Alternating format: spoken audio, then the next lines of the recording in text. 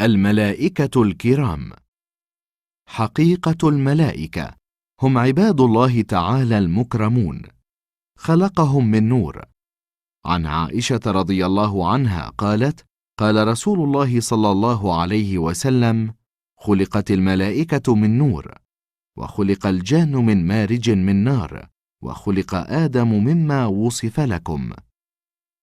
لا يعصون الله ما أمرهم ويفعلون ما يؤمرون، وهم في عبادة دائمة لا يفترون، ويختلفون في صفاتهم عن البشر. الإيمان بالملائكة هو الركن الثاني من أركان الإيمان في الإسلام، ولا يصح إيمان العبد حتى يقر به فيؤمن بوجودهم وبما ورد في القرآن الكريم والسنة النبوية من صفاتهم وأفعالهم وما ذكر من أسمائهم.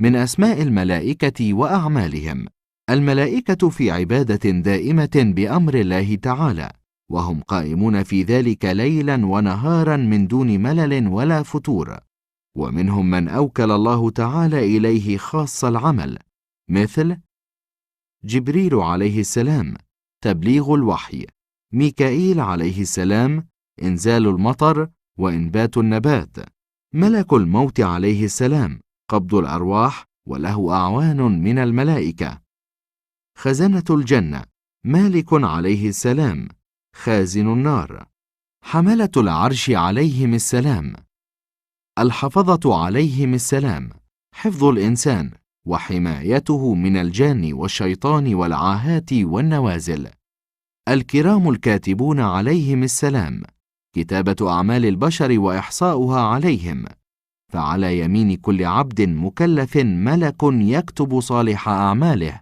وعن يساره ملك يكتب سيئات أعماله.